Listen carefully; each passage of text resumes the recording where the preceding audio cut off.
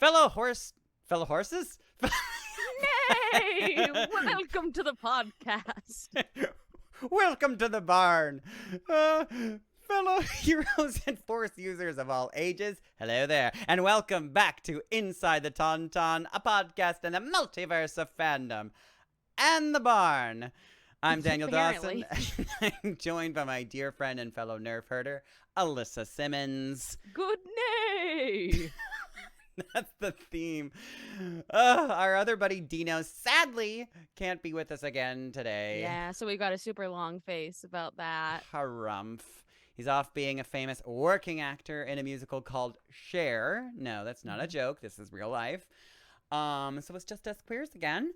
Yeah, happy Pride! Yes! Today we are discussing the most expensive TV show ever made in the history of the world, The Rings of Power. We're going to attempt to cover our thoughts and feelings about the first two episodes, A Shadow of the Past and Adrift.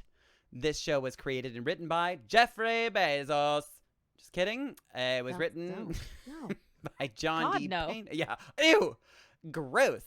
It was written by John D. Payne and Patrick McKay and directed by J.A. Bayona. And, of course, based off the hit series of books written by our Lord and Savior J.R.R. Tolkien. And by God, we're Tolkien fans.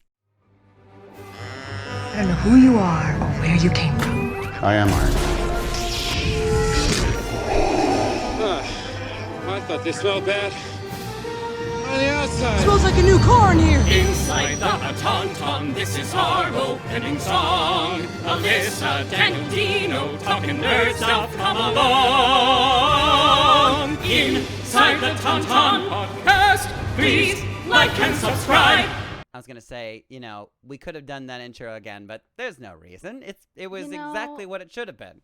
It was spastic and fun. So if that's spastic and fun, that's what we do here. If that's not why the people are listening to this, I don't know. I don't know why they are here. I don't know why. Oh my God. Oh, wow. We have been waiting for this for a very long time. I mean, probably since my high school years, I've been waiting for this moment. Really, well, I don't know. It's interesting because I think I've always just imagined that they would just redo the Silmarils, or the Silmarillion. Yeah. But we're getting somewhere in between the Silmarillion and the Lord of the Rings, which is something I didn't know that I wanted. But I very, very much wanted it. And I'm very glad that it's here. I guess should we just dive right into our general thoughts? No, first I want to hear how you are. Oh, you want to hear how I am first? Yeah, who are you? I don't see you anymore because you're like, Dino's obviously very busy, but you're also hella busy. Yeah, I saw you fairly recently. Don't lie. You didn't see me. You didn't. We went to the fair a couple weeks ago. That was 4 years ago.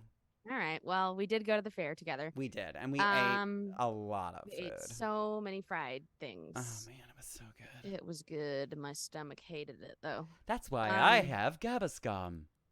And no, we are not. We're we not should affiliated be. with. I would like to have free Gaviscon, please, because I take that shit all the time. Oh man.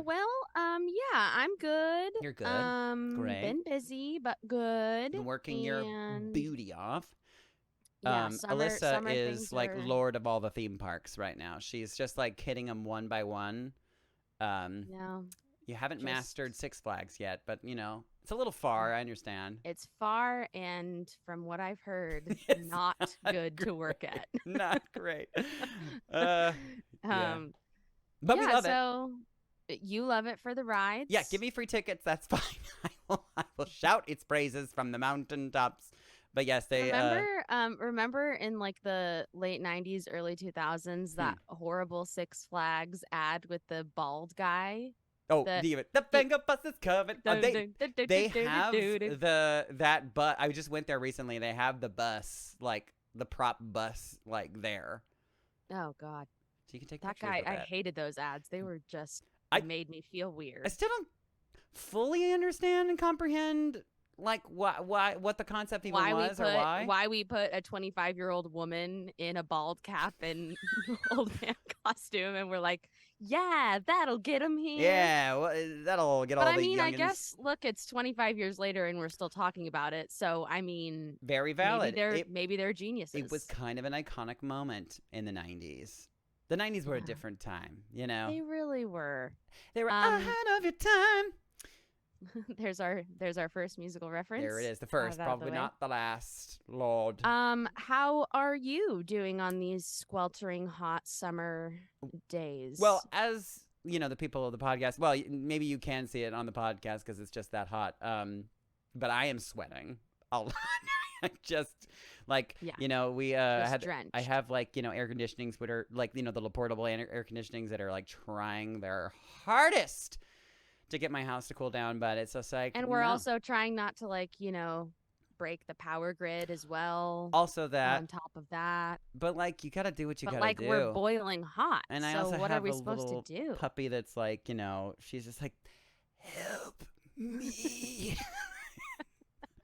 Poor Maggie. She's like, I feel so bad for her, but she's doing Yeah, good. she's doing- okay. They don't they have a cooling system. And Yeah. she'll be okay. Yeah. Right?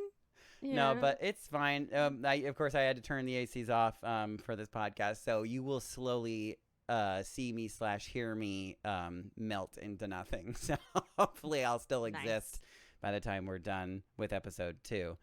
Oh, wow. But yeah, I'm doing good. I'm trying to stay cool, and I'm working on some things here and there. But all together, just like enjoying well, I guess summer is technically over, but I mean, it feels like Not it just here. started though? Question mark? Because it's It so feels- effing hot. I don't know. certainly still feels like summer. So Whoa, summer. Wow, I haven't made that joke Well, in a while. I think you still did hurts. maybe 2 episodes ago. Did I? It wasn't that long. It's been so long. Oh, jeez. Well, glad you're doing well. Same to you. and I'm very excited to talk to you about I have been these chomping at the bit. episodes.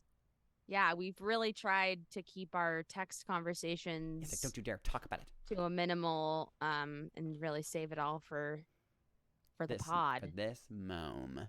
Um, And now we're just not we're gonna sit here and not talk about it. no, we're just gonna talk about anything other than the Rings of Power. That's right. That would seem right. Mm-hmm, Well, I guess should we do it? Should we dive in? Should we talk about our general? Generals. General Kenobi, we've been waiting for you. Excuse me. Okay. That was enough time to play the sound. Well, Yeah, what were your general thoughts? my generals were wowie wee wow. Uh-huh. And a great word.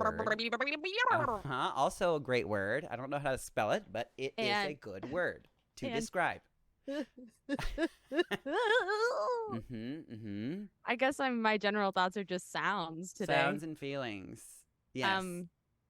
Honestly, I was expecting we always talk here on the pod about managing expectations. Surely. And that's an important life lesson to Well, and actually, I'm curious about that too. Going into this, were your expectations high, Well, low, let me cautiously tell you, optimistic? when or... they announced that they were making it, I was thrilled. Yeah. To be honest, from the trailers, I was a little worried Sure. because They there didn't show were us- some. They didn't show us much, and there Yeah. were some parts of the trailers that did not that looked a little janky. Yeah, or Like- is it Like it, I wasn't it was they were trying to not use actual set pieces and Mhm. stuff to maybe not give anything away, but sure. there were some props and costumes in the trailers that looked like they were being held together by scotch tape and a prayer. It was a little weird, and so sure. that made me nervous. And so I guess that was good because I was so incredibly stoked, and I just reread the books. Oh shit! Really?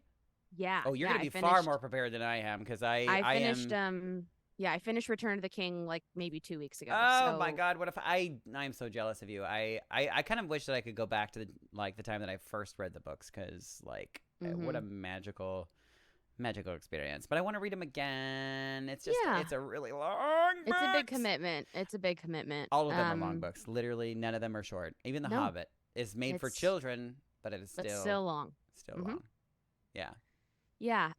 So I thought the first 2 episodes, I'm going to try to be general here. Mm-hmm. I thought the first 2 episodes were incredibly beautiful Yeah. to look at. Did you like the first or the second one better?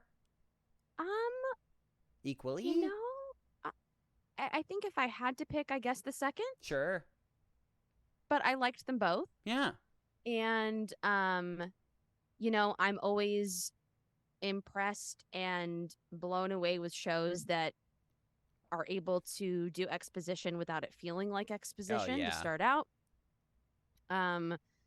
Yeah, immediately I was just like, oh wow, yeah, here we are back in Middle Earth. back in Middle Earth. This is or so cool. Arda, I guess. Or- yeah, if you wanna yeah, get, exactly. Like, super crazy about it. if you want to be ultra specific. But yeah, I just was tickled. I was tickled pink. I could not stop and- laughing because they kept tickling me. It was hilarious. What a comedy. What a funny comedy. I did yeah, chuckle a couple of so- times. They Oh, made a yeah, cute there were couple some- little boop boop There were bits. some funnies. Mm-hmm. So those were my general Minimal funnies. generals. Do you have any general Notes, questions or concerns, questions? notes? Yeah, I mean, you can give Yeah, them notes I have a because they're couple of obviously notes. not finished making the first season, so you can go ahead Of and course, let them know of what to course. learn for the next Yeah, one. that's important. Mm-hmm. Because they no, listen. honestly, I think I told you about You this. need to in a address this text, to but- Jeffrey Bezos. No, I don't want to address him. I think this writer that writes for Forbes magazine wrote an Mhm. article about the first 2 episodes, and I might even have it. I might even have it. Do I have it pulled up? Oh, I love No. that. No, I don't. I'm a liar. Son Sorry. of a bitch. Wait. Maybe I did. Stop Hold on. lying Wait. to me. Am I good at this Oh my job? gosh. That no one Lesbians pays are us all for? liars. No, I don't have it up here. Oh, I'm s- damn it. sorry. All of that for nothing.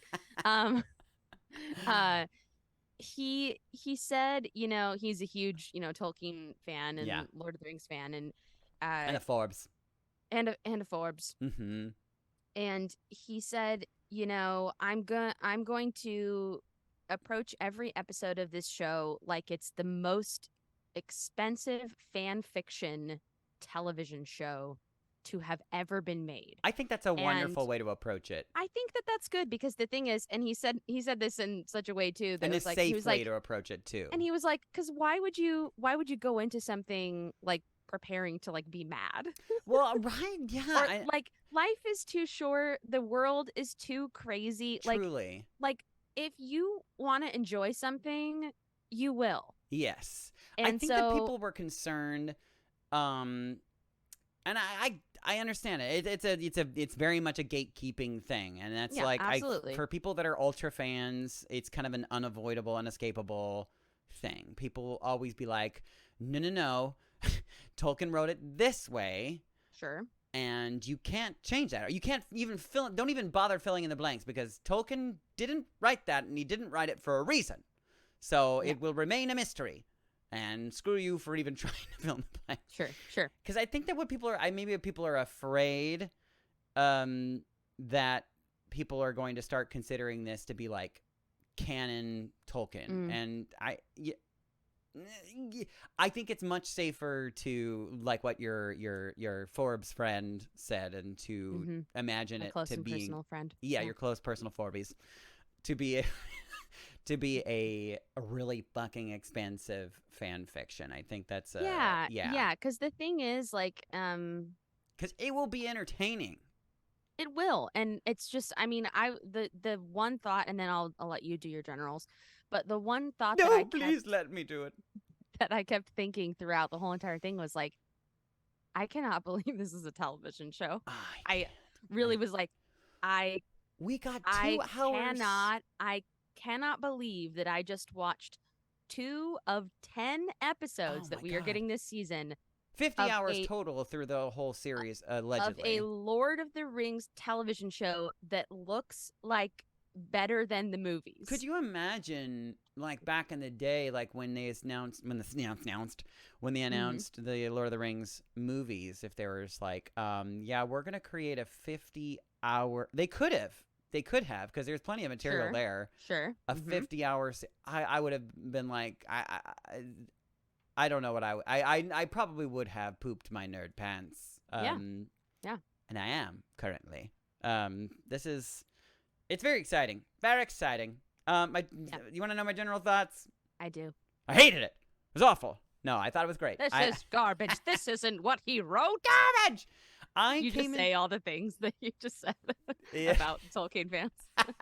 I am the gatekeeper, and you will not come in and do my show differently. I came in kind of like somewhere in between because yes, I am an ultra Tolkien fan, and I've read not every single book, but like more than your average reader. Yeah, you've read a lot of the other supplemental readings. Which are all really, really great. Very wordy, lots of names, lots of places. Yeah, he likes that. I have a Tolkien encyclopedia that I keep with me at all times. I carry it with That's me smart. everywhere I go. It's very, very helpful. But yeah, I think I sent you a picture of when I was watching the show. I had like this on my coffee table, and I had my map out, and I was like, I had to pause a few times, be like, okay, wait, where are they talking about again? Oh yeah, sure. But yeah, I came into it understanding. I'm glad that I actually that I had curbed my expectations because I had read a lot of the previous stuff, because they don't have the rights to the Silmarillion. So they aren't going to be really telling that story, even though that they kind of really brushed past it with a very broad stroke. But they did give us more than I expected. I mean, I knew that they were going to do some kind of a prologue, because like it just you just gotta, and it's very it just sets us into the it's I mean, I guess that Peter Jackson's version sort of set that tone so well, and they're just like, yeah, we'll do that again, because I mean, if it's not broke, don't fix it. And I love that. I don't know, and they're filling in quite a big gap in Tolkien's history that he made for Middle Earth, which is the Second Age. Obviously, it is touched on in the appendices of.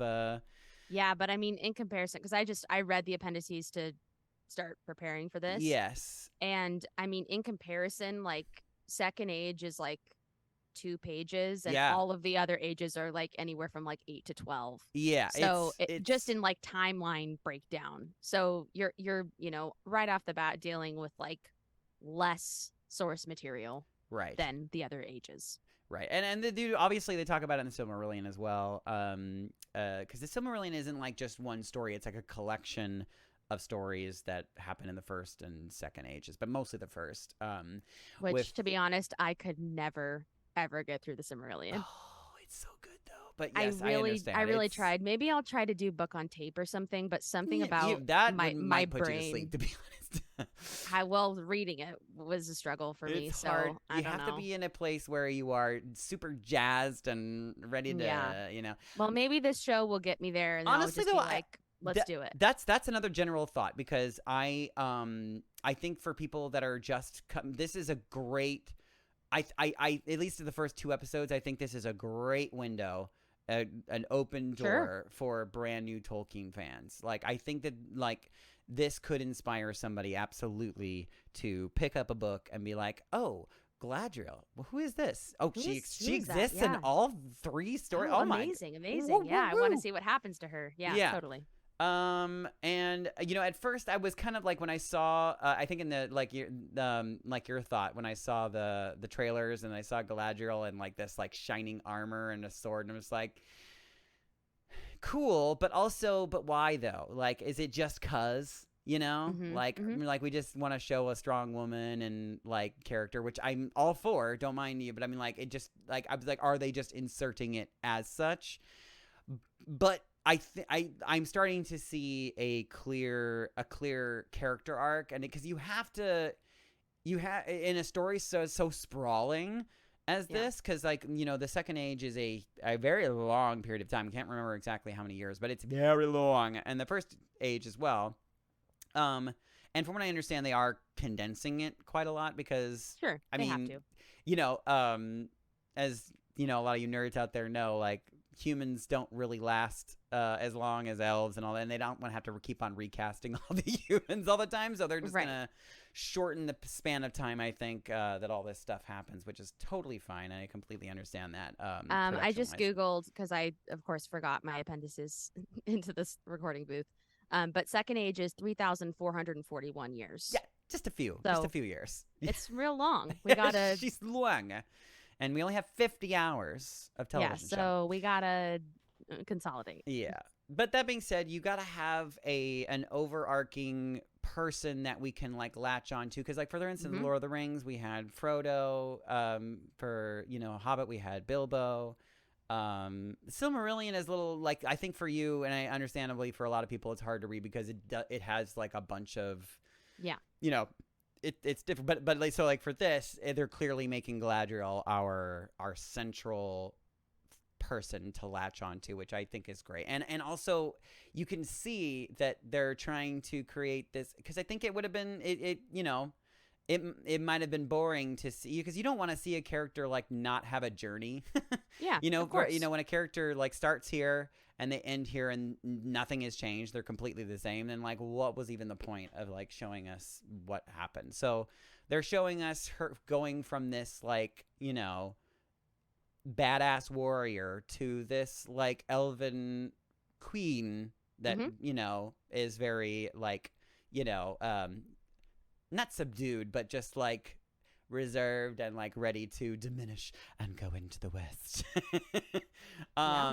So yeah, I'm very excited to see what that journey is and like how she gets from A to B. I think that was a very smart choice on their part. And also too, like I don't know if they were inspired by this, but also this is very much not general, but this is kind of this is my overall general thought. It has to do. Galadriel is like my big like takeaway from the first two. From the first two. I mean, I have a lot of takeaways, but we'll get into that. But yeah, just like her starting out with the prologue in the Lord of the Rings film, and now being the center of attention in this, it just gives her so much weight, I think. I mean, she has. I mean, there is a fair amount of history in the books about her, and like like who she is and where she's from and her thoughts and feelings, but like not to this degree. So it will be really cool to see how they decide to fill in the blanks for her. So anyway, but overall, there was times I literally like gasped at how beautiful some of the set design was, like just truly gorgeous scenery. And also the there I remember like you were saying that there was like some costumes that was kind of like they look cool, but like you told us that this was an expensive show and that doesn't really look that expensive, but something for I don't know what it was, but something changed assumedly, because it definitely looks better than it did, and maybe I don't know, but yeah, more I'm just thrilled to see, New Zealand again, because it's just a really beautiful place. It's gorgeous. My heart is content so far and excited for the journey ahead. Yeah, ditto. That was not very general, but those are my general thoughts. That was as general as we could be, given the weight and the amount of the first two episodes. So thanks. I think that was pretty general. Thanks. Well, we're not going to be cruel to one another this week and force one or the other to do a plot breakdown. Well, that being said, it would have been very funny, because it would have been funny, but honestly, no, thank you. No, thank you. Also, because it's your turn, and we all know how that was going to go. Your chaos. I would need at least like. I would need it. Well, it's 2 episodes, so technically I should get 2 minutes instead of one. Well, right, one per each. Yeah. But that we're being not- said, We're not doing it today. thank you. God bless yeah, you're you. welcome. You're welcome. Maybe next time. when Sure. I can prepare you for it. And you can write down bullets or something. Yeah. No, I don't need to do that shit. Well, So, then so are we just gonna dig in then? yeah, I think we should just dig in and kind of talk through. I've got a pretty good like summary here Mhm. of both. And we'll just kind of talk through the episodes, and we Yes. can Pray about it. talk about some of our theories and thoughts as we go. But Theories and thoughts. ultimately, yeah, if you're gonna do this kind of like watch along with us, I think of all of the things that we've done so far, it might be the most helpful because Yeah. we're really only helping You'll ourselves actually doing get this. to like review what happened, and so you can listen to this right before you watch the next episodes, so you Yes. can have that fresh in your brain. Truly, this is a show that like there's not a whole lot of them out there, but this show in particular like deserves like a second rewatch because it's there's just so much detail. Yeah, and we're not going to be able to really even scratch the surface of all of those details, but And Lord knows we'll probably get shit wrong too, so we will. And neither of us are like experts in this. Like, a lot about Yes. Lord of the Rings and Tolkien. Not like, everybody is Stephen Colbert. No. Colbert. Who I think is probably, I mean, out of everybody I've ever like, not, I don't know him, but like he is knows more about. I'm kind of blown away. I was like, are you J.R.R. Tolkien? Like you He know honestly so might much. be. He could be. Reincarnated or Rips something. off his mask and. Yeah. So I guess let's go for it. Okay. All right, episode 1, Shadow of the Past. I am so thrilled that they did a prologue. Me too. But I was kind of like blown away by how much they showed. I was kind of thinking we were Yeah, gonna the just prologue get, like, was lengthy. Yeah, because we were, like told that like we weren't gonna get the Silmarillion because they don't own the rights, but they did.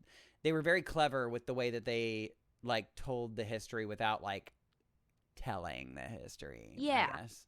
Yeah, and from having just read the appendices, they pretty much in this prologue got through like the first like 4 or 5 like bullet points of the the tale of the Second Age. Yeah. So that's like super smart on their end. As Daniel mentioned, we get an adult Galadriel voiceover, kind of introducing us into the story. We are set in the aftermath of Morgoth wreaking havoc in Valinor. And also, if I pronounce anything wrong and that I'm wrong, go for it. I'll help you as best I can. Yeah. I also have tried my darndest in the appendices because he's got, pronunciation and spelling. I mean, the in guy was there. a linguist. He was. So, yeah. And we meet her brother, Finrod, who's her closest confidant and mentor. and is really hot. And Daniel wants Good to Lord. marry him. But Finrod. unfortunately, he died. Yeah, very sad. He is killed by good old Sauron, Morgoth's most loyal servant. Yeah. And he leaves a very mysterious mark on his body. That is quite the mystery to us right now, but Looks it is like definitely like a rune of some sort. it does. Yeah. Some dark magic. Yeah, indeed. Galadriel agrees to continue with this quest, searching for Sauron, and most everyone believes that he is dead, but she's like, no, I'm not. gonna get that son of a bitch if it's the last thing I do. That was a direct line She that said she that. said. Could you in imagine? it. Oh my god, I should have written for this show. As God is my witness. Sorry, is it Sauron's what's his last name? breath? Awe, Ure. Oh Ure mana. Eru, sorry. Iru. It's Whoa. Eru is my witness. Oh, jeez. So she's been looking for a very long time. She's got her army with her. Yeah, her very small ragtag band. Her little band, and yeah. yeah. So she's a general. That is a general. That is a again. This is something that they are doing in the show that is not in the books, which is cool and fun. Yes. And the misogynists are General mad. Galadriel. That's it. That's what our Rings of Power general thoughts will be from now on. So on the search, they reach the northernmost waste. Yes. And for those of you that are reading the Silmarillion, you're probably having bells and whistles going off in your head because they don't really, again, because they don't have the rights to it, they don't really expressly say what it is, but it's probably where Morgoth was holed up. Where the orcs gathered after Morgoth was defeated. Right? Yeah. Well, yeah. I mean, and it is where the castle that emerges. Yes, that's that. But her lieutenants are like, we gotta stop doing this. I'm so tired and cold. It's freezing here, and then you all know like he's dead. This castle emerges from the shadows, and they bring down this door, and there's all these frozen orcs nailed to the walls. Spooky. And very spooky. And for those of you that are following along in the histories, the orcs were created by basically like Melkor or Morgoth, sorry, as he is known. Yeah. Tortured elves to sort of create this. Forge them. Yeah, it's pretty disgusting and sad. It's so sad.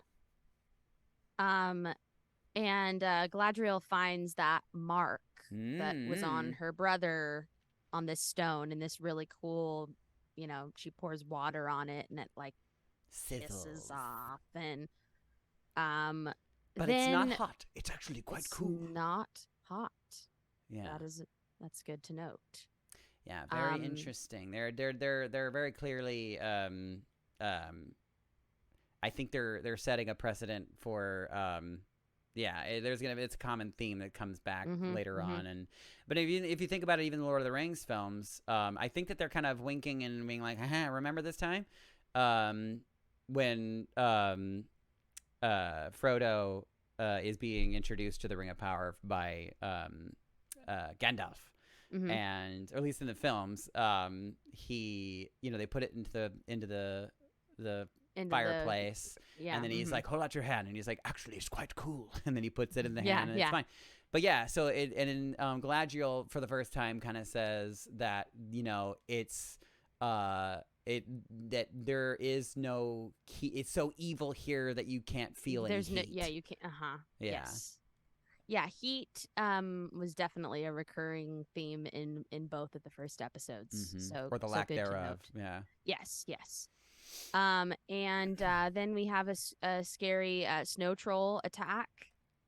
And somehow it doesn't kill any of her lieutenants, but it really was violent. Because they're badass betches. Because they're they're strong elves. Yeah, we had a very Peter Jackson fighting moment. It did feel super Peter Jackson. Yeah, totally. Galadriel jumping off of a sword. We're like, okay. All right, we get it. She's cool. You're great at your craft. But you gotta be cool while you're doing it. Yeah, exactly. And she does kill the snow troll in a very cool way. In a super cool, bouncy, fight, boom, boom way. Mm-hmm. And but then the group basically just leaves her to continue on with her fight alone. Yeah, I say, good luck. Right. I think that she. I mean, they didn't really show what happened afterwards, but I kind of gathered that she was just like, fine. We'll go home then. Yeah. I think it was they were like, we're not doing this anymore. Yeah. So come home with us if you come with us if you want to live. Yeah, right. Exactly. Sure.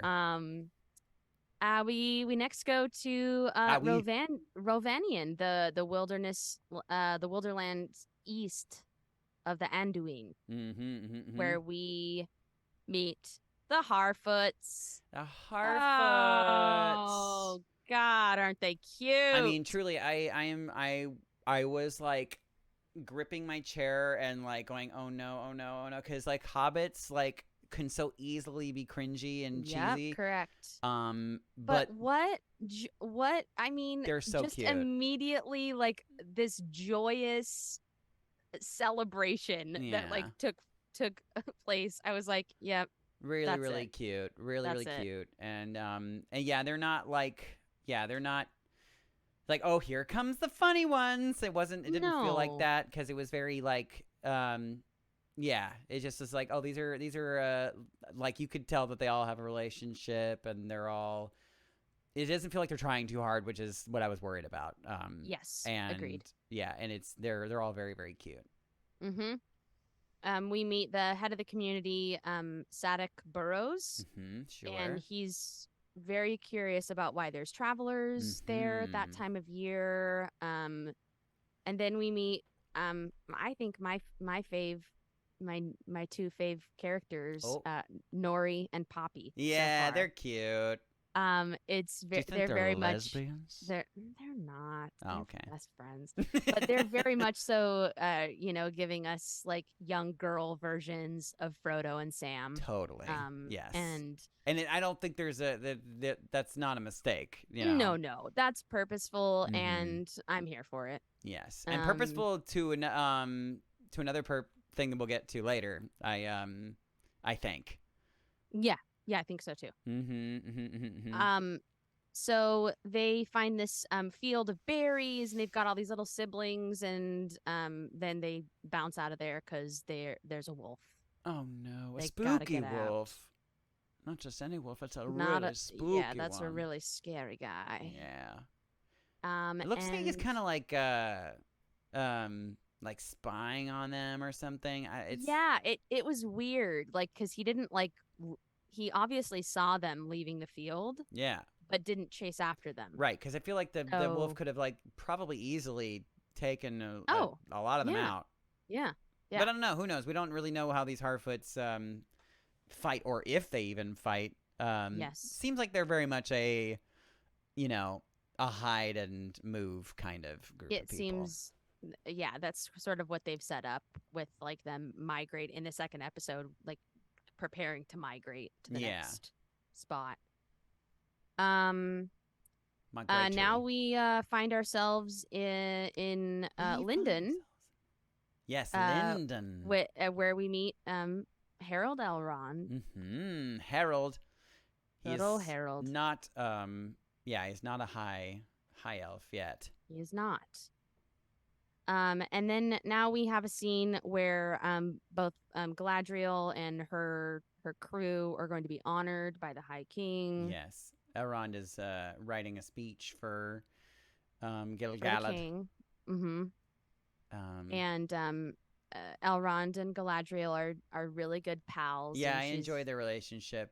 Yeah, they've got great chemistry, and it's sweet to see them so much younger. Yeah. Obviously, But still friends.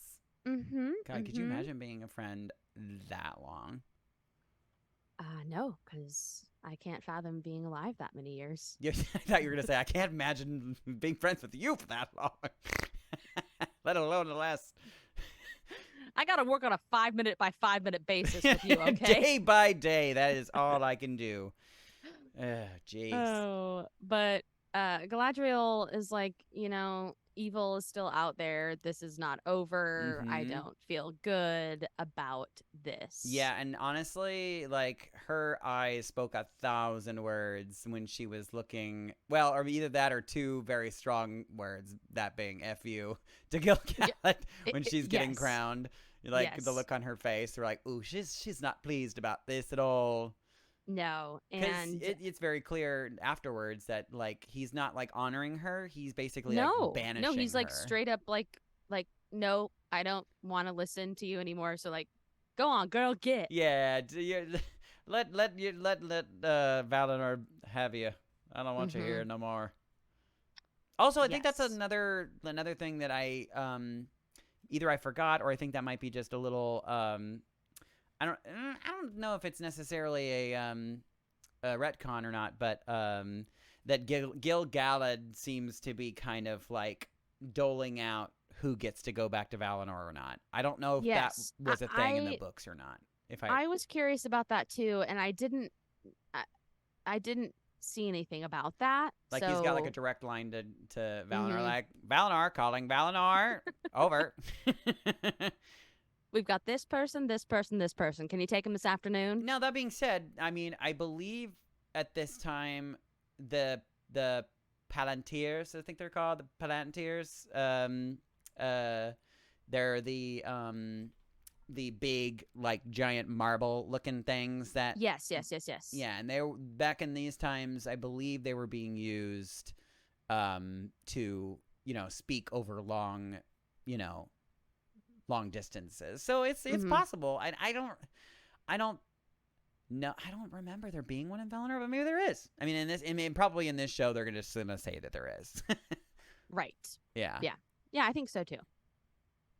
Then we've got a little mini scene with Marigold, who's Nori's mother, saying, this is who we are as Harfoots, and we stick together because that's how we survive, Mhm. and we need to be safe. Like, we don't need to be going off exploring and trying to find adventure because our goal is to be safe and survive. Yes. And adventure seems to always find them. They don't need to go look for it. Exactly. Then we go back to Linden, and Galadriel reveals to Elrond that she is not going to accept the king's proposal. She's intending to continue to literally jump ship. Yeah, to Quite go literally. alone further into the north. Mm-hmm. Boop boop boops. Okay, then that is the end of the prologue, right? Or you mean the end of the first episode? Well, No, just because then we go into the like actual like episode opener. After Oh my this God! section. Really? Yeah, it was that long. Yeah, because I remember Oh my when I God. was watching it, I was like, "Oh my gosh, is the episode over?" And I was like, "Oh no, that was just the first part of the episode." Oh, that's when they put like the title screen up. Was that Yep. it? Okay. Indeed. Wow. Jesus Christ. Indeed. So that was hefty. She was thick. She was thick. Mm-hmm. Now, after we get the opening credits, now we go. We are in the Southlands, the land of men. Yes. And we meet Arondir. Wow, what a hunky Hunka dunka ding dong. elf. I wouldn't kick him out of bed. And he's from the High King's outpost, and he's going into this village to make sure all is well. Yeah. And I don't 1000% understand why they're watching, but I believe that like, and it's been a long time. I'm not sure exactly how long within the realm of the show, because I know they're trying to condense time. Sure. But like if we were reading the books, it would have been this wasn't like thoroughly spoken about in the books, but I think at this point it probably would have been about like 1,000 years since Morgoth was. So these yeah, that's sort of what I gathered, that it had been like a long time. very long time of like men having to like deal with these elves coming in. And yeah, and it's been a time of peace and everything is fine. But yeah, these men at one point, and I believe this is probably why the elves are there kind of watching, is that these men actually at one point sided with the enemy. They were part of the army of Morgoth.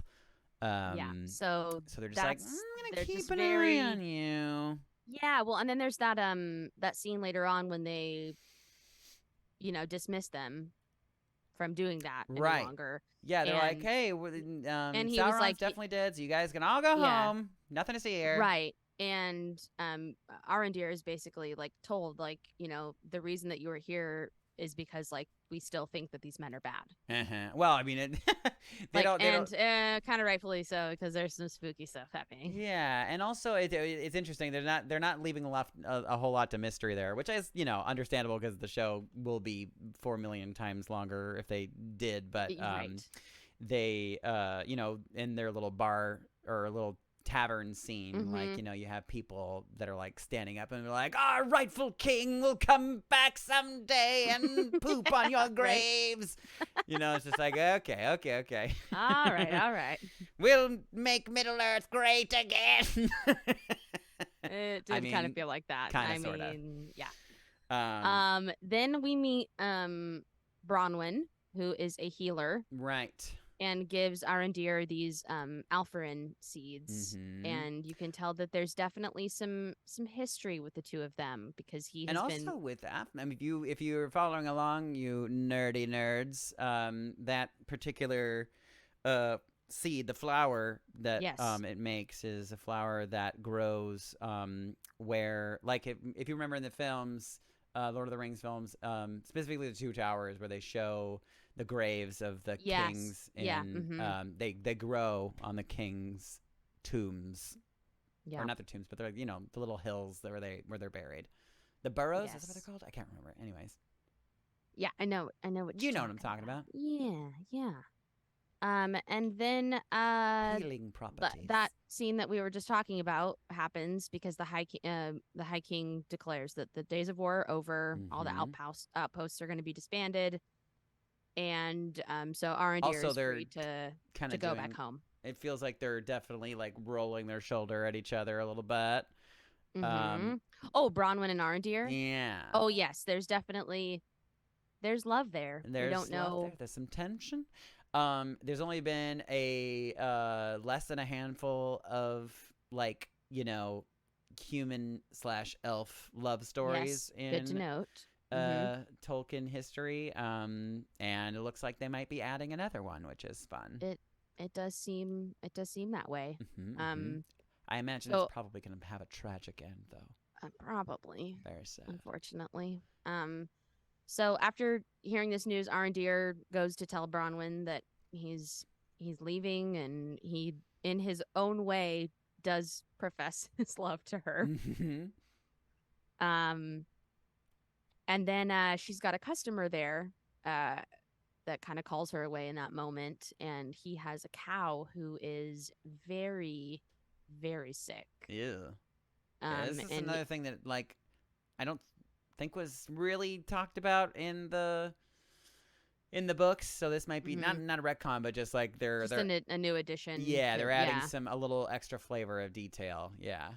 Yeah, so the cow grazed east a few days ago as far as Hordern, and so something is definitely wrong in that region. And when they squeeze the cow's teat, there's like this black liquid tar. Gross. I think that what I gathered from it, because like my nerd bells were going off, and because again they don't have the rights to the Silmarillion, but when Ungoliant, who is the mother of, oh god, it's a spider, it's the giant spider Ungoliant, the mother, and she's the mother of the spider that we see in Lord of the Rings, who I'm forgetting the name of right now. Let me look it up. But I remember the name. Ungoliant basically working for Morgoth, like poisons the two trees of Valinor. And that's how they like wither and die. And they're the trees of Valinor are like. Oh, is it Shelob? Shelob. Yes, thank you. Yeah. So the trees were like the light of of Arda, beginning before they got poisoned and everything, and before the sun was a thing. Yes. So I imagine, and then we also had a scene where like Gil-galad is looking down at like a leaf, and the leaf is starting that's in a little bit, but yeah. I think he's sort of getting. I don't know if they were like alluding to that actually happening in real, or if he was just getting like a vision, having like a bit of a vision. Yeah, but because it's very on par with like the poisoning of like nature. Yes. But yeah, I don't think we've ever had like I don't think that Tolkien ever talked about it. Like, if you eat it, though, it'll make you Yeah. squirt out black juice from your nipples. I don't know if they ever really I mean, said that, but it's believable. Yeah, that makes Sure. sense to me. the Sure. land. Yeah, there's sickness in the land. Yeah. I don't So- think that cow's going to make it. Not looking In good. short, the cow's going to die. R.I.P. cow. Looks like meat's so, back on the menu, uh, boys. It's another Lord of the Rings reference. Arondir and Bronwyn immediately leave because they're like, we gotta go figure out what's going on. We meet Theo, Bronwyn's son. He sneaks into a barn and uncovers Theo. this piece of metal that has that same symbol engraved on it Yeah. from Finrod's body, and Looks like the handle of a ice. an S word. Yes. And it sort of calls out to him and is whispering things in black speech. Sound familiar? So- Sounds a little bit like Frodo in the Ring. It does a little bit, doesn't it? Yeah. Spooky. And very, very Um, similar, like like the fire of the symbol is very like the fire of the eyeball. Like, yeah, they're definitely playing with our memories for sure.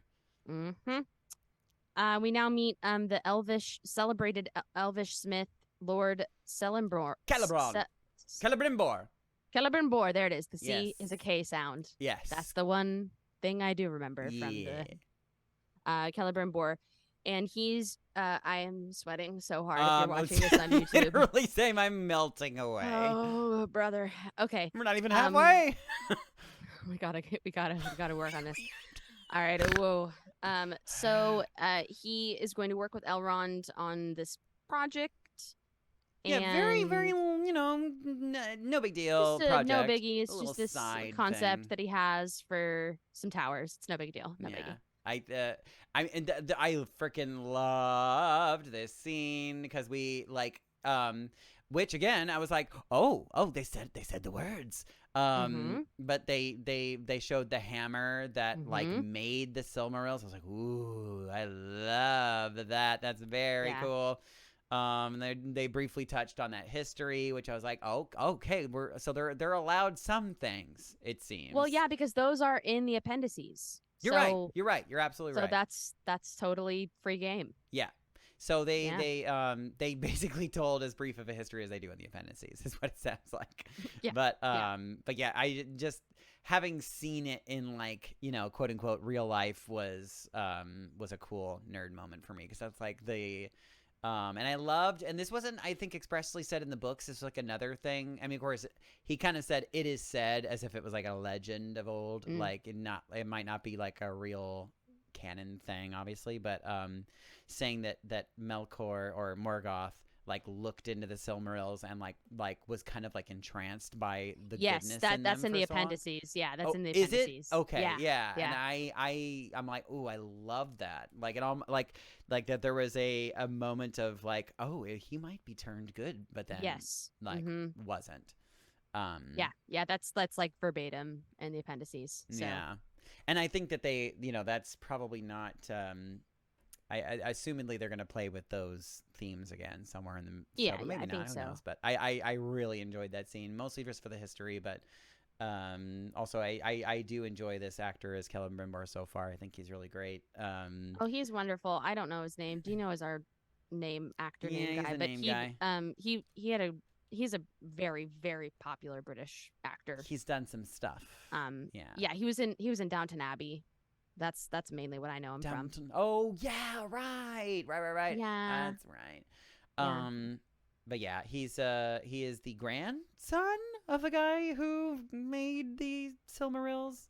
Yes. If I'm not mistaken. And yes, if you are following along, if you guys played a phenomenal game actually, the Shadows of Mordor. He is like a fairly main character in that game.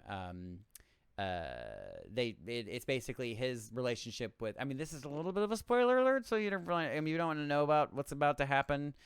Maybe fast forward like 10 seconds. Mhm, But okay. but yes, Celebrimbor has sort of like a relationship with Sauron. Of course, I don't know if he really quite understands who he is, because Sauron is very cunning and is able to disguise himself as this gorgeous man. And yeah, so he basically convinces him to make the rings of power, and then eventually makes the big ring for himself, and causes the Lord of the Rings to happen. So yeah, this like cute little side project turns into a quite the big deal that changes the course of history forever. Yeah. Yeah. I love how very, it's this thing. It's no big deal. Yeah, I sure. love it. Very fun. After that, we head back to the Brandyfoots. Sadok is still Brandy feet. very, very confused about what's going on. Now there's like some sort of weird stuff going on in the sky. Yeah. And Nori is just like, why? What's going on? I want to know. And then we pop back to the travelers who are heading to Hordern. And Bronwyn reveals that that's where she's from. And Arondir sort of explains that they don't really have, he doesn't really have hopes about what they're about to see, because the people of that town were loyal to Morgoth in the war. And when they arrive, the town is burning. Whoops. Okay, so all the while, now Gil-galad is like, "There's no evil in Middle Earth. It's fine." I He's know, God. literally the meme of the guy that's saying, "This is fine." Yeah, totally. Mm-hmm. So the doors of Valinor are opening, and the chosen Like ones start singing the vagina. songs. It was and then Galadriel. Oh my God, the drama of this moment. So much drama. Yeah, she's like, the holding her friend's hand. Her friend is trying to get her to grab Take his hand. And like she so is hearing dramatic. She is hearing her dead brother speaking through her dagger. And it is pure drama. Yes, and just wonderful. Yeah, and like we said, instead of giving herself into Valinor's light, she jumps off the ship. Literally and jumps ship. Yes, she is choosing her own destiny. Also, I the depiction of the elves going into the west, into the light. Their depiction of it is very cool. Like I don't think that's the way I envisioned it, but it's quite beautiful. And you see like the eagles like kind of like coming out to sort of like greet them. And yeah, it was very just glorious and yes, celestial. There is I had a kind of question in my head though, like because there's these the people that Gil-galad like said, yes, you guys are all gonna go back to Valinor because of what you did. You guys are cool, and there's like these other people on the ship that are like derobing them. I was like, wait, who are those guys? Oh, I know. I thought that same thing. I was like, where'd they come from? Yeah, did they do something good too? I mean, I'm wondering too if the boat like came from Valinor to pick them up. That's my only thought, maybe. Like that works for me. Yeah, that works for me. We'll just explain it as that. Yeah, like, the boat came to pick them up, and then those people are already there. Yeah.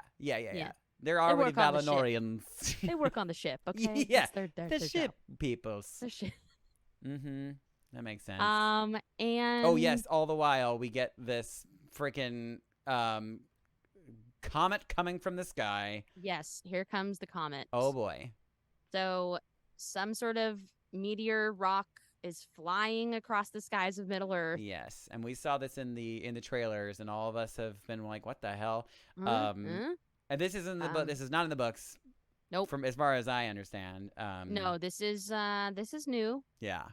This is new. But it Very does eventually crash near the Harfoots. Of course, because that's just the way things happen in Middle Earth. And then that moment that Daniel talked about with the High King seeing the leaf turning black and growing evil, sort of like an evil presence. And I was sort of the mindset that it was like a vision. it was a vision. It wasn't like happening in real time. For Yeah. him. Because I imagine if it And- was like real, the leaf would still be like attached to the tree. Yeah. But yeah, that I don't tracks. know. And so who is there to discover this Well, I was gonna say too. meteor?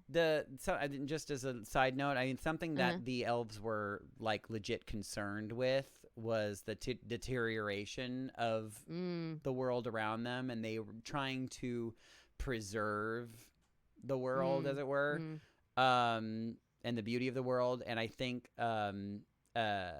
you know, and I think they were talking about it, them like diminishing over time, you know, Yeah. like as Bilbo kind of says later on, like butter spread over too much bread. Yeah, and it was a spread because it started at the bottom of the leaf and then like Mhm. went out. So Yeah. that's There's some definitely a scary. symbolism going on there. Yes. So the meteor crash, of course Nori is the one Of to course she is. run right to it. Because she's And such she an finds adventuresome... a naked man unconscious in the center Yep, of the flames. like you do. And that ends the first episode. Wow, wee wow. Wow. Okay. Should we just keep going? Should we go right Just into episode 2? Plow. Are you okay? Let's do it. We're a Lord of the Rings plow. And we're plowing. Oh, this We're is plowing. That's There's another farm horses reference. here. Another There's- farm reference. See, I told you we were gonna keep it the theme. Welcome to the Farmcast. You're welcome Um, to Inside the Farm. So episode 2 starts right where we left off. Poppy is there to retrieve Nori, and she's like, "What are you doing?" The fuck are you doing? But Nori goes and touches the man, who suddenly wakes up, grabs her hand, and wails. Yikes! Yikes! Yikes! Yikes! And then, not what I was expecting. And then falls back to sleep. Yeah. Also, you know, we get that mention of like where she was just like, whoa, the you know, it's not hot. Yeah, that's not hot in here. Yeah, the flames aren't producing heat. Yeah, which is suspect, you know, because Mhm. we were led to believe, at least before, that equals evil. Correct. But you know, we'll Mm. see. So Nori is like, "Poppy, you have to help me. I feel like this is something that I'm meant to do." Like, she has this whole speech about like she thinks that she was there at that time for a reason. It's destiny. It's destiny. And they put him into a wheelbarrow. And that made me laugh. Which him is rolling very backwards cute. on the thing. That Yes. was cute. Yes. Just cute little hobbits. Super duper cute. And you know, Which they put him again in could this shelter very for the easily night. be like a groan, and but like it was very endearing. Like yeah, Oh yeah, felt grounded and like yeah, yes, yeah. yeah. Totally. Mm-hmm. Meanwhile, Arondir and Bronwyn reach the town, and they find these deep fissures, these holes that are this tunnel that's dug into the ground. There is the entire town is destroyed, but there are no bodies. So Mhm. scary. Now, another thing that I think in the general comments that I didn't make was their use of maps in the show. Oh, it makes my nerd nipples It's so hard. glorious. Beautiful, it's, beautiful maps. Yeah.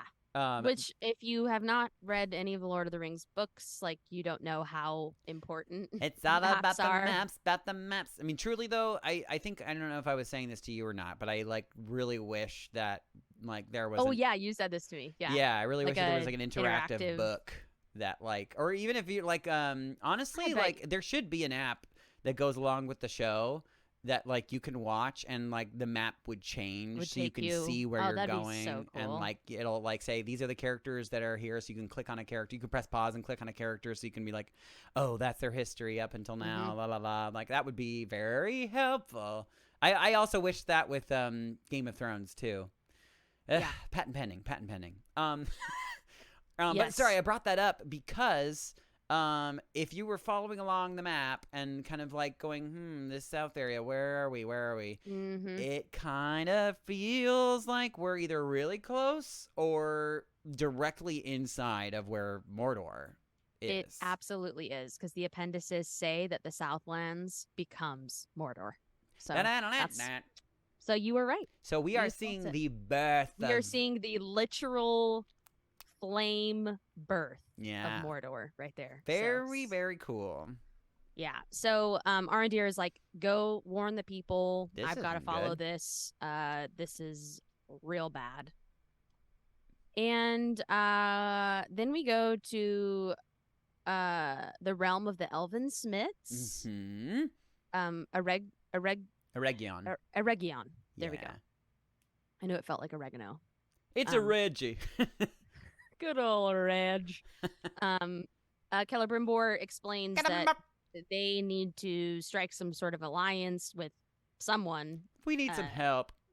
We need some and- slaves. We need some slave labor, please. Really, truly. I mean, Yeah. yeah. And he wants to work with the dwarves, who dwell in Khazad-dûm, their realm in the mountains. Khazad-dûm. Yes. Which I mean, we're not there yet, but we're almost there though. oh But, man. oh my gosh. Did that that was spectacular. That looked like just exactly what you wanted it to look like. But it surpassed my Did it? imagination. It was very cool. Like, yeah, I because we got to see it in its ruined form in the Lord of the Rings. To see it in its fullest glory. With their use of like. That's right. We saw the. I just read the book, so I'm like. Yeah. In my mind, it's like so fresh how it looked. Totally. To see like their use of reflecting light with the mirrors and stuff. I was like, oh, there's just like I like the mechanical ness of everything, and everything having a reason. And the design of the dwarfs I think is like one of my favorites in Lord of the Rings. It's so cool. Yeah. So cool. So Elrond is like, oh, I'm good friends with Prince Durin, and he's gonna hook it up. So let's do it. But then he won't see him. Yes. It was very something Wizard is not of Oz right. Yeah, vibes. exactly. It was exactly the gate of Emerald City. Can't you read the notice? So he's like, nope, get out of here. But Elrond invokes the right of Sigyn Tarag. Yeah, close enough. Right? That sounds right. Sure. That feels right. Yell it out if we're wrong. And doors open. He goes inside. And we're all going like, I'm sorry, what's that? What is this? This sounds bad. He's just like, all right, well, have a good time. And Elrond going in is like just kind of awe-amazed by the beauty of... Because he hasn't been there in a while. No, he hasn't been there in a very long time, we learn. Yeah. And... yeah, so now we get into essentially... But even then, I mean, like 20 years is, I mean, it's a long time, but like in but this grand of... scheme of, right. Like, again, they're condensing years for sure, but they're making it sound like in the last 20 years, like they've really expanded. They basically built this whole entire thing. Yeah. Yeah. And now we learn that they basically have got to have a rock breaking contest. And it also is very clear that things are not well with their relationship. Yes.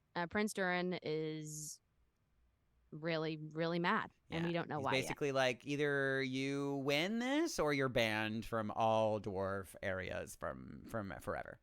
Right. Nori goes back to check on the man who's not there, but he's like trying to escape. He gets spooked by her and screams. Yeah, and we're getting like already at this point, like I'm getting major, and it's purposeful. It's purposeful, and it gets more and more purposeful as this episode goes. But like, yeah, save your thoughts, save your full thoughts for a stranger till the end. Great. Because we just got to get through this plot. Yes, but I'm sure, all of your all of your spidey senses are like googie gaga, googie gaga, googie gaga, googie. She's like, I'm not gonna hurt you. You're not gonna hurt me. I'm not gonna hurt you. She gives him food. Right. And he is muttering, "Ure mana," over and over again while he eats.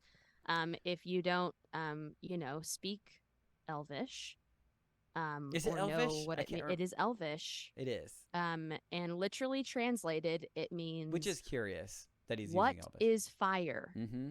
What is fire? What it can is? also mean blessed flame, depending on the mhm. context. So we'll go back to that. Put a pin in it. Interesting. Very interesting. Also, the ure word, another word that's one of those rare incidences where it actually is double. There's a double meaning. Right. Ure was also the trained squadron in Sauron's army of orcs. He was the what? They were the trained squadron in Sauron's army. Oh, sure. So they're wanting us to. They're have wanting a us lot to of have mixed mystery. feelings about this. Yeah, they want us to not know what the heck. Yeah. And being thinking like, oh, it's got to be this, but then he says something, and then you're that, that can't wait, be right. no, then no, that's not who you are. Yeah. Nori is supposed to be helping her family during this time, and we get a really icky bone break scene when her father breaks his foot putting up a shelter. Disgusting. I really hated that. Yeah. No, that's like always will make me. Oh gosh, cringe. it was bad. Mm-hmm. Now we go back to Galadriel. She's swimming in the ocean. She finds this group floating on this sort of makeshift boat. They're suspicious of her. She hides her ears because she's like, I just gotta let me get on this boat, or raft rather. And the Wanderers, the people on this ship, they reveal that their ship was destroyed by the Worm, a giant creature, who then reappears. Which I love. I like underwater worm. Like it's basically it's a sea dragon. Yes, exactly. It looked scary. It looked cool. Mm-hmm. So the man also on some the cool really cool cinematography too. Yeah, this scene. There was one so shot far, where you saw. We haven't gotten a ton of super duper action scenes yet, and this was really cool. Yeah. Well, I mean, my God, the prologue. I mean, we didn't really talk about. Well, yeah, the prologue with that battle scene. Massive battle scene. My God, that was so cool, and getting to see and also like they think they a lot of nerds out there that try to poke holes in Tolkien's story about how like the eagles just kind of always just save the day at the end. It's just like, well, why couldn't the freaking eagle just take him straight to Mordor and then have it be over and done with, less than a couple pages? Like, this was a big waste of time. What the fuck? But I mean, if you look at this battle is exactly why that doesn't happen. Yeah, because they, for sure. the one of the first things we see is an eagle getting ripped up and burnt alive by something like this, one of Morgoth's flying creatures. Yes. Yeah.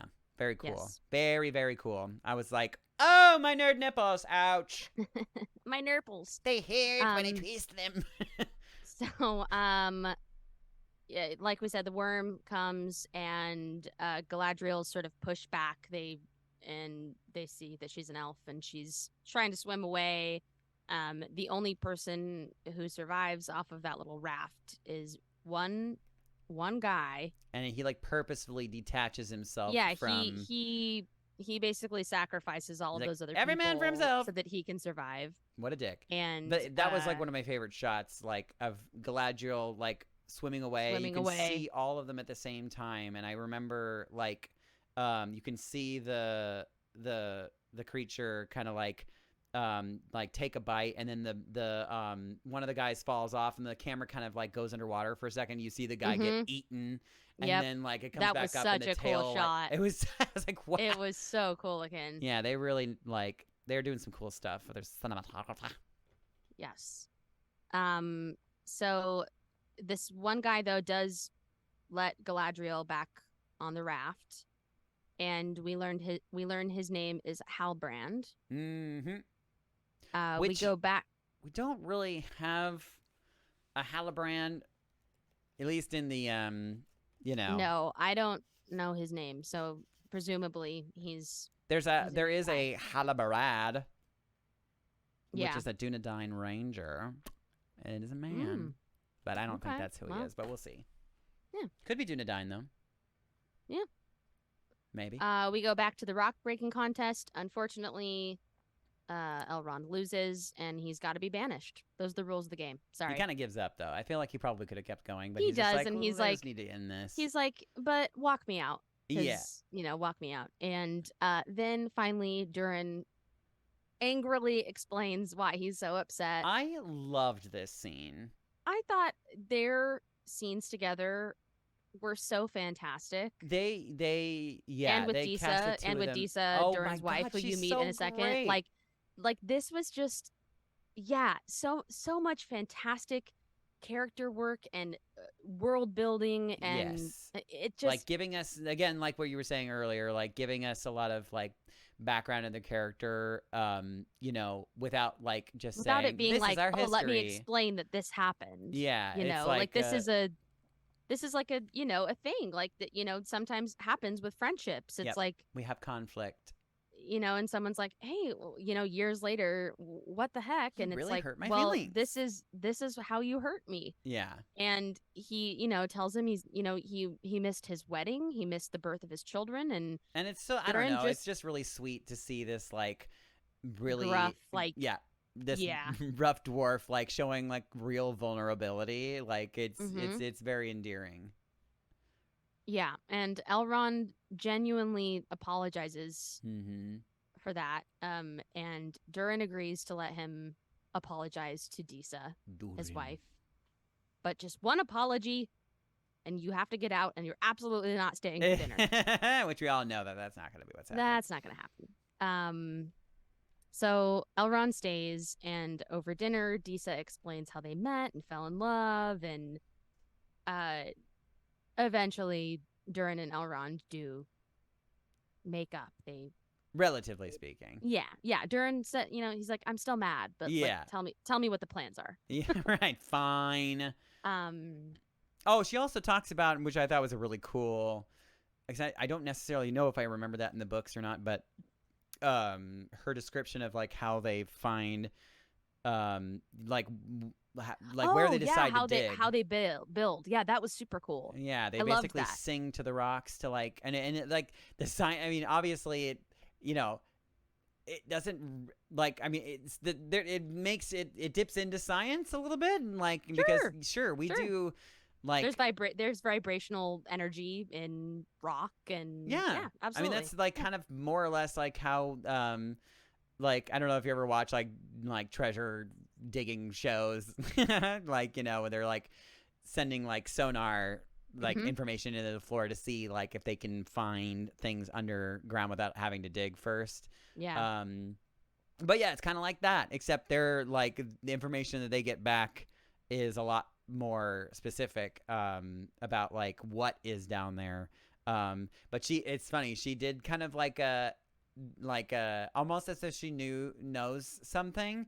And I'm really interested to see where this goes, because she basically said like where to dig and what to leave alone, more or less what she said. So yes. which if we know how the fate of Khazad Dûm, she's alluding to them accidentally digging a little too deep and finding the Balrog of Morgoth, or one of the Balrogs of Morgoth. So yeah, I mean, and we've seen the Balrog in the trailer. I'm not sure if this is where we're gonna see it for the first time, but I really hope they show that, because that's gonna be so cool.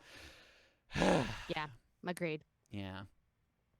I also loved that sort of what ultimately led to the beginning of the mending of the friendship was that Elrond was like, I see that you kept you my planted tree. and cared for the tree. Yeah. And I thought that was really that was sweet. just so sweet, where he was like, and the symbolism she, behind how, the tree. yeah, how she said, everyone thought we were insane to think that it could live down here without any light. And And he yeah, said that it survives with love or something like yeah. that. So he was like, well, with a home so full of warmth and love, how could it not? And Say, very sweet. yeah, And he's just that like, was- oh, damn it. he's like, okay, fine. You got me because your sweet, sweet ways. Harumph. We're back on the raft. Halbrand tells of the dark enemy being spotted in the Southlands, where he comes from. Uh-oh. And Galadriel is like, take me there, take me to the location. And he's like, you know, I've got my own stuff going on, Yeah. lady. Yeah. Okay. Bronwyn gets back home and warns the people, and they're like, "You stupid lady, get out of here." Harumph. You don't know nothing. They're super dismissive. And Typical. Theo, her son, finds a really weird. He had been mentioning earlier that the mice under the Yes. floorboards had been keeping him up, and So funny. And I mean, you know, even me, a big, like, Lord of the Rings nerd, I did not didn't even like for a blink. second You were think just about like, it. "Oh yeah, yeah, sure." Mice, whatever. So it's not mice. It's an orc, and It's not so fake. Bronwyn comes home and hides, and they hide, and they ultimately are able to kill this orc. She brings the head back to the pub and is like, Slices off the okay, head. so Also, I we- like the orcs in this show, like, potentially are more formidable than the ones we saw in the Lord of the Rings. Yeah. Yeah. Yeah. It And was I like, thought it was really because clever. that was like, yeah, a couple minutes in, or maybe even like a minute into the fight, I was like, wow, that thing is really not dying. Yeah. Yeah, and I thought it was really Like- clever to show, like, our first, well, I mean, you know, if you're not counting the, you know, the prologue where we see the giant battle. But I thought it was very clever to show, like, just two average humans, you know, I mean, not really fair to call her average, but because she's obviously very cunning. Well, and yeah, smart. but I mean, she's like a healer. She doesn't have any like She's not a combat warrior, training. at least that we know of. So, Yeah, I and guess so, and the yeah. other one's a kid. So, like, Yeah. it was clever to show, like, just two relatively average humans dealing with this orc, to show, like, how terrifying that they could actually be. Because, Oh, like, you know, we're usually yeah. seeing them pinned up against, like, the greatest warriors of Middle Earth, you know. So you don't really Exactly. see how dangerous these things them really are. trying to kill civilians. Yeah. We go back to Arendir, who's crawling through the cave, and it just keeps getting more and more ominous. And he hears like Oh, yeah, I growling hate in it. the shadows. I hated that. It was very stressful. And also, like, the use of the rats running around too. I was like, this is good. He does ultimately get out and sort of falls into this like body of water, Yep. and then a slew of hands grab him and drag him back into the darkness. Ruh-roh. So probably I didn't really do like a freeze frame or anything like that, but I'm assuming that he's been taken by yeah, orcs. it would Question mark. it would appear to be that. Yeah. At least I think that's what they're Um, leading us to believe. Yeah. Yes, exactly. So, we're about to find out. I think episode 3, we're about to find out a little bit more about what the heck is going on. We go back to the raft. Galadriel and Halbrand are really having a rough time at sea. They're barely making it. Yeah. Halbrand does save her life by risking his own. Yeah. He dives into the water and Quite heroic, yeah. because he could have just easily Um, let her drown. Yeah, and I mean he let all those other people die. So Mhm. But I don't know, I guess interesting. sees her worth, maybe, or maybe, or believes in what she's trying to accomplish now Yeah. that he kind of knows what her motives are. I Mhm. don't know.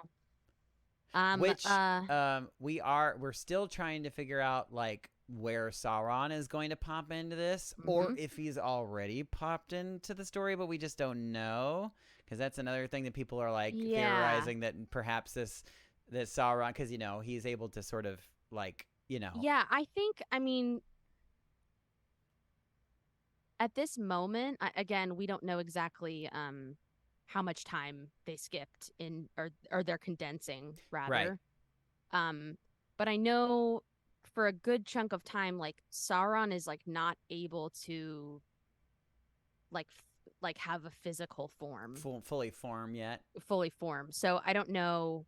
Well, and I think that they're kind of making But obviously, eventually he does find a way to do that. Right. So, and I feel like I mean, at least my theory so far, this like dark void magic that they're talking about, that he was sort of experimenting on, is like, for lack of a better term, is kind of like related to like Horcrux technology, I guess, if you want to call it that.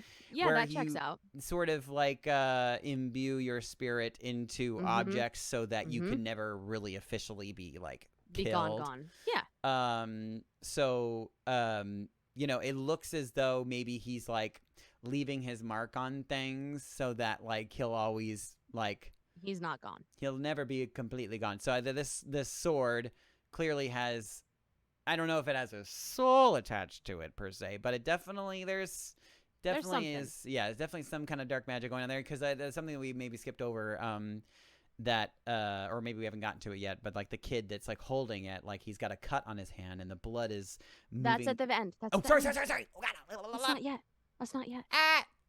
Okay, so the firefly, Nori and Poppy have firefly lamps, and Fireflies that got stuck up on that big bluish black thing. That's literally all I could think about. I was like, they are definitely doing a Lion King thing right here. Oh gosh.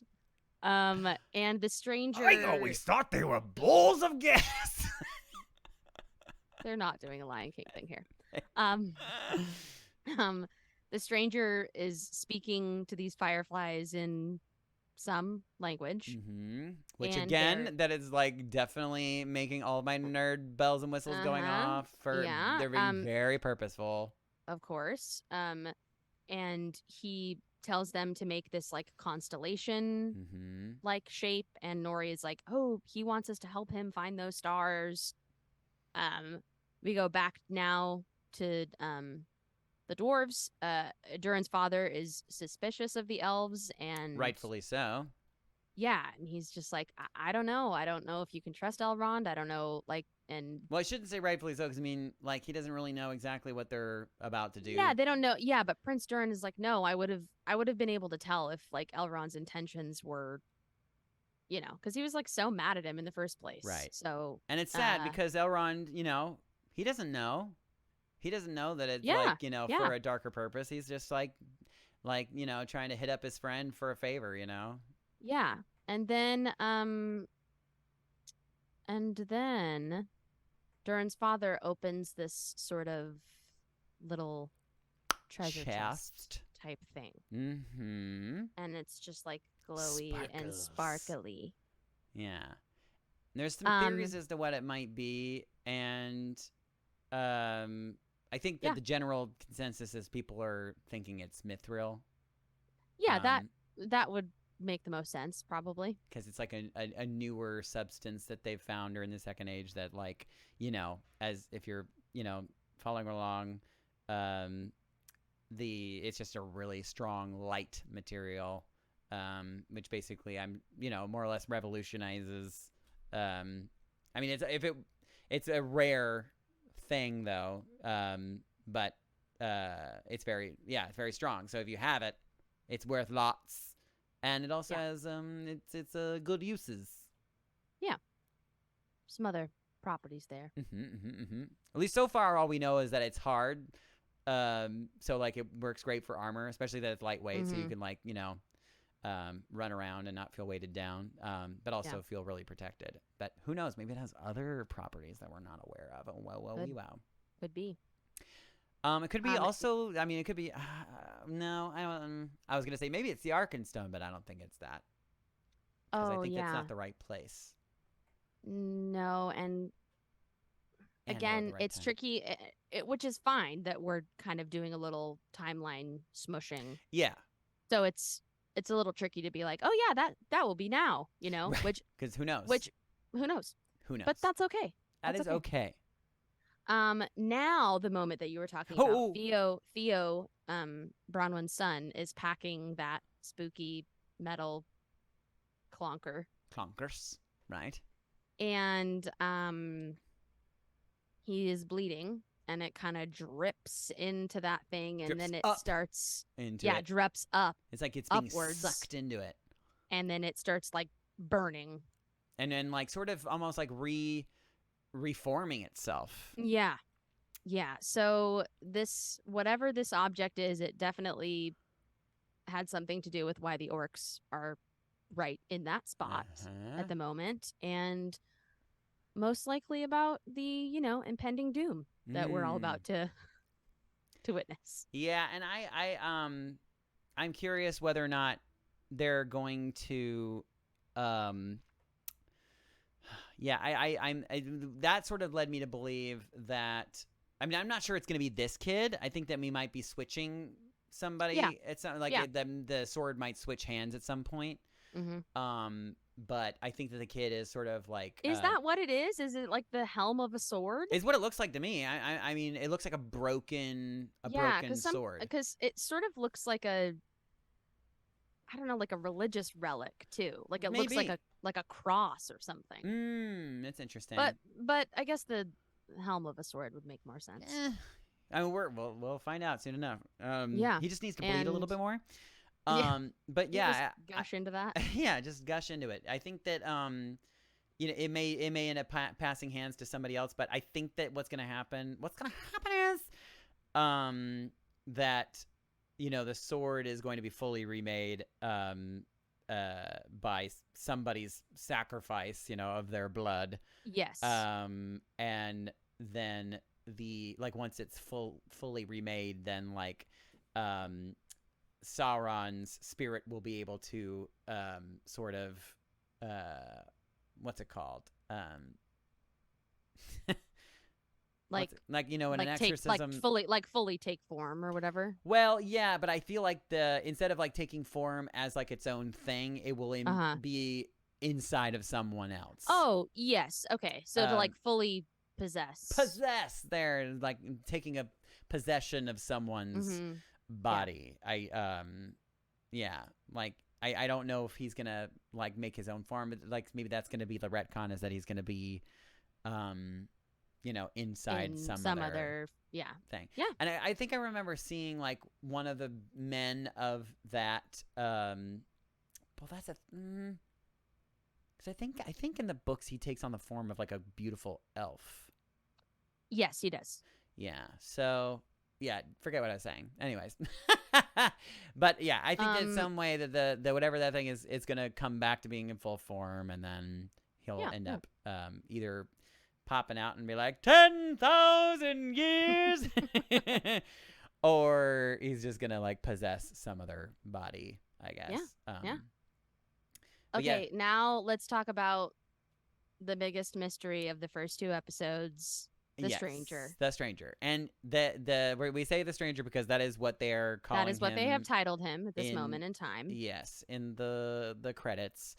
And usually, I don't want to say usually, but you know, I feel like a lot of times in shows where like there are recognizable characters, they will purposefully name somebody like the stranger or, you know, mysterious man or whatever until like they're named, because they don't want to give away like who they are, because like it would be a huge spoiler, I guess, because I think if we, you know, I think a lot of us are, they want us to believe that he is somebody that we all know and love. Sure. Which, I mean, he gives off so many Gandalf vibes, it's like not even funny. Him whispering. I don't think it's him though. No, I know. I don't think it is either. But of course, all of our, you know, spidey senses are like, oh, they're my very gosh. purposefully doing that. But yeah, he's whispering to little animals and making them like do stuff. And he's like speaking really loudly, and like, you know, wind is swirling around him and becoming like stretch and dark and stuff, which he does in the movies as well. There are very specific do not conjurer of tricks, you know, that thing that he does where he gets like really I'm not trying to rob you. I think that it feels like they're very much trying to make us believe that it is Gandalf. That being said, something that I mean, there are numerous wizards in the Correct. stories of Middle Earth, but Five total. Five total. That are mentioned. Two of which don't really have a history.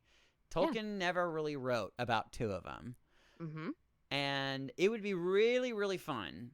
I don't know if this is what they're going to do, but it would be super duper cool and fun if they were able to fill in that void.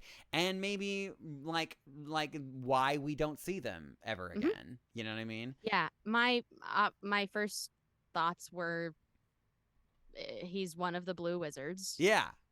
Yeah, that would be a very, very cool I think thing. that is a great idea. Yeah. Because why not? Why not give us more info on who they are and why we don't know them? Yeah. And their entrance into the world too, which I think is really, really cool because they talk about it in the books, but they don't really describe like, you know, the history. They're like that they're sent by the Valar to, like, you know, help with defeating Sauron, more or less. Yes, exactly. Yeah. And the timing of it is interesting too. So I should say that the reason why people are like saying, I don't think it's Gandalf, because otherwise that would be sort of a retcon. Not sort of, it would be a retcon because they don't really get sent to Middle Earth until the Third Age. Mm-hmm. That's right. So the fact that this would be fairly early for that to happen. But the Blue Wizards, from what we do know about the Blue Wizards, do come around the Second Age. They come in the Second Age, yes, which is, the both of them have been.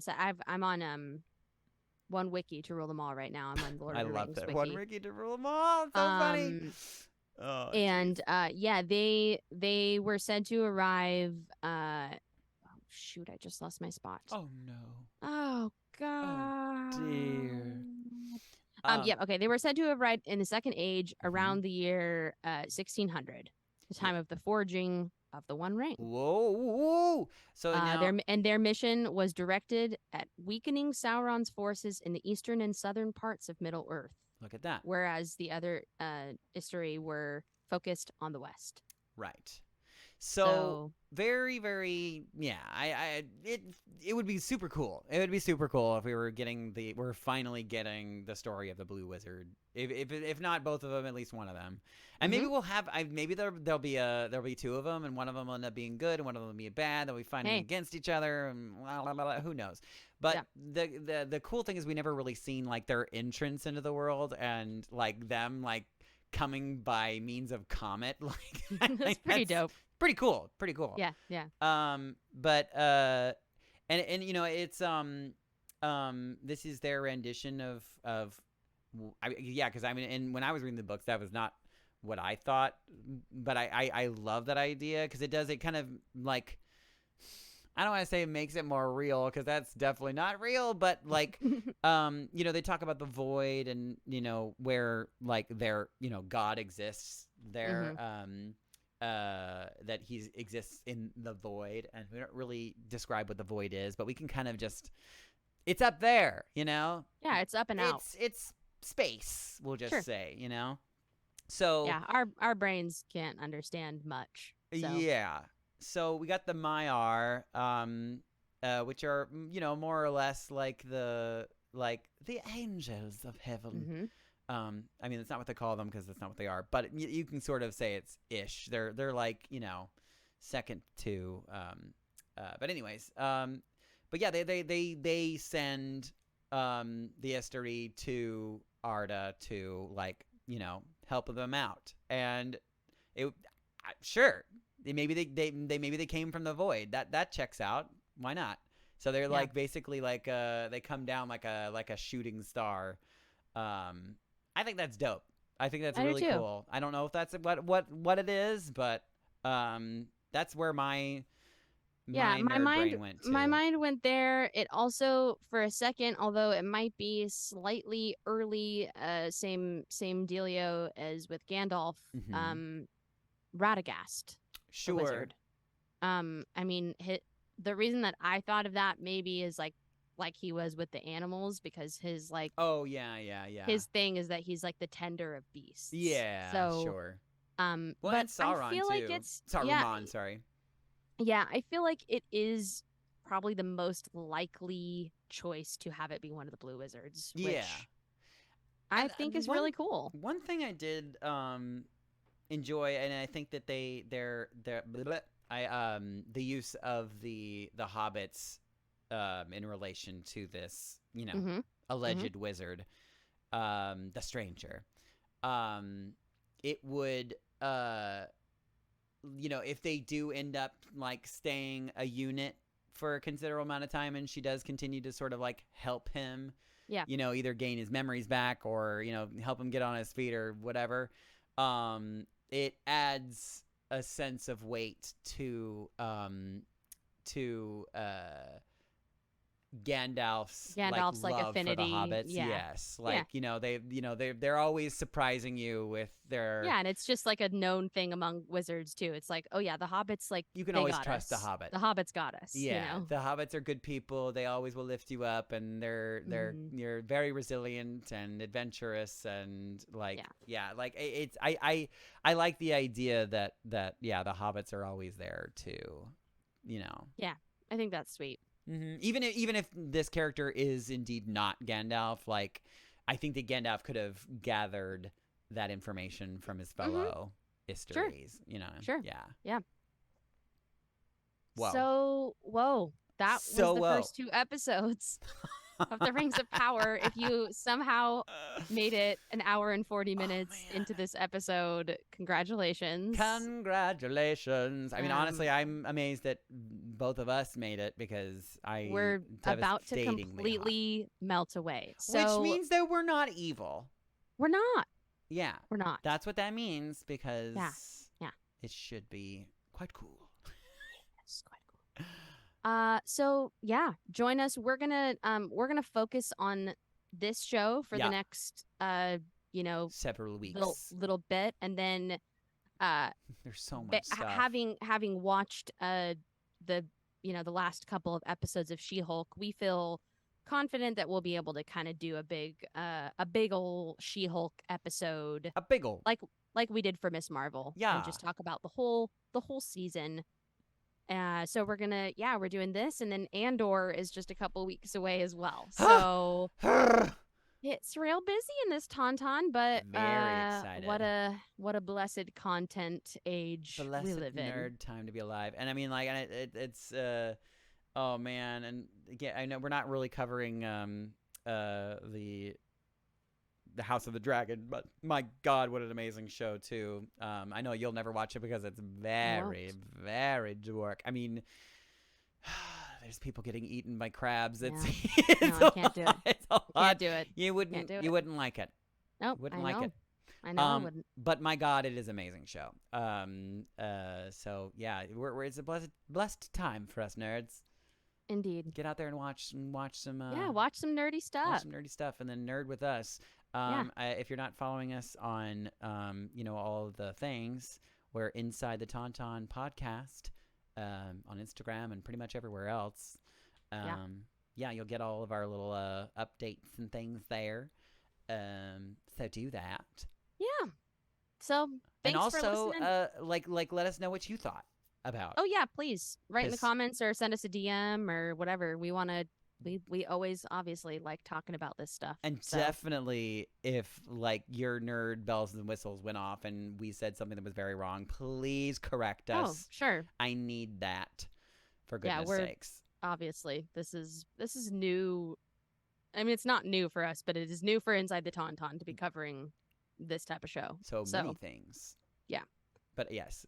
Yes. All right. Well, I'm about to die in the heat. So thank you so much for listening. This is Inside the Tauntaun, a podcast of the multiverse of fandom. I'm Alyssa Simmons. And I'm Daniel Dawson. May the force be with you. Always. See ya. Inside the Tauntaun podcast, please like and subscribe.